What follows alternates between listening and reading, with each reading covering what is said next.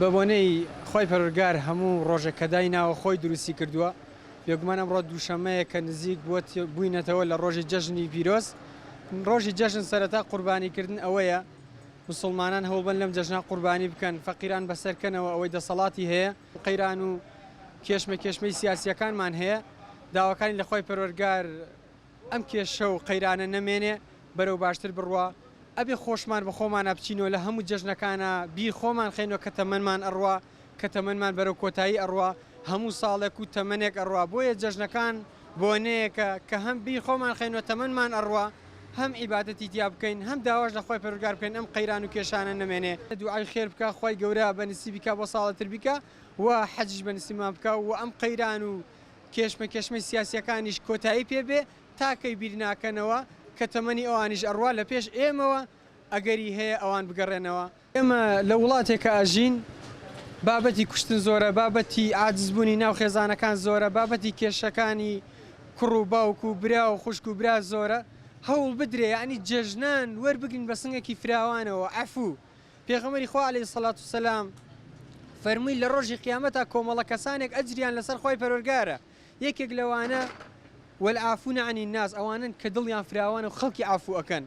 تۆ غەڵەتێک بەرامبەر من ئەەکەی، پێویستە من عەفوت کەم، پێویستە کە داوای لێبوردنەکەی گەردنە ئازاکەم، نەک دەمار سست بین و زۆر تون بین گەردنی یەکتر ئازانەکەین. بۆیە هەوڵ بدەین ئەم جەژنە بکەینە جەژنێکی ئاشتەوایی بۆ خێزانەکانی خۆمان، بۆ ئەو کەسوکارانە کە قسەمان لەگەڵ نییە، بۆ ئەو کەسانەی کەسیلەی ڕەحممان پچڕانوە لەگەڵیانە. ئەم جەژنانە بکەینە ئەوەی کە ئاشت بینەوە، کە گەردنی یەکتر ئازا بکەین. بۆیە هەوڵ بدرێ هەموو جەژنێ بکەینە جەژنی ئاشتەوایەتی بۆ ناومان و هەموو جەژنێ بکەێتە جەژنی خۆشی و شادی. ژیان ڕۆژ بۆ ڕۆژ ناخۆشە بێت، سات بۆ سات ژیان بەرەو دواوێت. ئەوەنە قەیران هەیە، ئەوەنە بێوەزعیە، ئەوەنە بێئیشیە، ئەوەنە بێکاریە، ینی وەزعەکە ڕۆژ بۆ ڕۆژ ناخۆشترە بێ. ینی شتێکی ئەڵێ ساڵ بە ساڵ خۆزگەم بەپار، هەمی دووبارەیە، هەمی ئەوەنە قسە کراوە، ئەوەنە وتراوە، هەمی دووبارەیە. وەڵاهی خاوەنی سەرۆت و سامانێکی زۆرین. هۆکارەکەی تەنها ئەگەڕێتەوە بۆ بێپیلانی حکوومەت، بۆ بەرپرسانی حکوومەت، بۆ ئەوانەی کە خۆیان بە خاوەنی ئەم وڵاتە ئەزانن و هیچ شتێکی جان نییە بۆ وڵات. هەرێمی کوردستان بەڵە تووشی قەیرانی دارایی، بەڵام هەمووی هینی کۆمەڵی خەڵکەوەیان کە لەم هەرێمەکەم هەرێمی کوردستان تووشی قەیرانی دارایی بوێ. چونکەم هەرێمی کوردستانە هەموو شتێک و نەوت و هەموو شتێکی هەیە، هەموو ئیمکاناتێک و هەموو دارایەکی هەیە، بەڵام وتاوە دەست کۆمەڵی خەڵکی نەزان و لە باتی ئەوی بۆ میلەتەکەی خۆیان بەکاری بێرن، بۆ خۆیانی بەکارتێرن. لەبەرەوەی مەوزوعەکە ئەوەیە، نا مەوزوعەکە هیچ شتێکی تر نییە. ئەتوانن بە ماوەی 2 ساڵ بە ماوەی ساڵێ ئەم قەیرانی دارایی لابوون. لەبەرەوەی جەژن خەڵک کە حەزەکە لە جەژناوێ، جەژن بۆ ئەوەیە کە میلەتەکەی خۆ بەڕاستی ئەو ناڕەحەتیانەی پێشتر لە میلەتە بینێتی، هەل لە ئەنفال و هەل لە دەربەدەری و هەل لە کیمیایی و هەل لە کۆڕۆ بوو ئەوە کردی کە ئەم میلەتە بەحەسێتەوە. بەڕاستی لە 2014 جەناو باسی قەیرانی دارایی ئەەکەی، ئەمانە خۆیان ئەم بوون بۆ هۆکارێکی ئەوەی کە قەیرانی دارایی لە بۆ ئەم میلەتە بێرن نزیکەن و بۆ ئەم میلەتە دروستیکەن.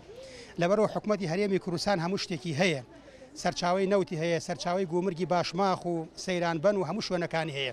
لەبەرەوەی کۆمەڵی خەڵک ئەمانە بەڕاستی هەتاوەکو ئیسە لەم هەرێمی کوردستانە دوو ئیدارەیی هەیە، نەبوو بە حکوومەتێکی سەربەخۆ، نەبوو بە حکوومەتی ئەوەی کە میلەتی کورد لە پاڵی ئیسراحەت بکە.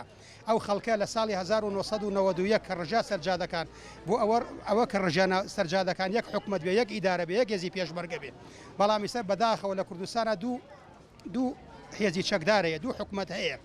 جا لەبەرەوە ئێمە حەز ئەەکەین یەک هەمویان ڕێکن تا ئیسە هێزی پێشمەرگەی کوردستان بۆ ڕێک نەخراوە. لەبەرەوەی تا ئێستا و خەڵکە باجی دوو ئیدارەیە ئەدا، باجێک دەستی کۆمەڵی خەڵکەدا تا ئیسە نەیانتوانین لە کوردستانە ئەم میلەتێکی مەزڵومە، ئەم میلەتە بەرەو جەژنە چیسە زەلامی وایە لەم سەی سایقالەوە چێ 150,000 لە گیرفای نەویدا بەشت بۆ مناڵەکانی. جەژن کاتی خۆشەکە هەموو کەس بە یەکسانی بژی و هەموو کەس ئیدارەی پێ بدرێت. لەبەرەوەی کە جەژن تێ بوونەکانتی خەڵک بەڕاستی بەزەی بە کۆمەڵی خەڵکایەتەوە. کاتێ جەژن خۆشەکە هەموو کەسێک حکوومەتێکی ڕازگۆ بێ، حکوومەتێک ئێمە ناڵێن ناڕازگۆی، حکوومەتە ڕازگۆیە، بەڵام زۆر شتی ماوە تا ئیسە بیپێکی و میلەتی کورد لە پاڵی ئیسراحەت بکات.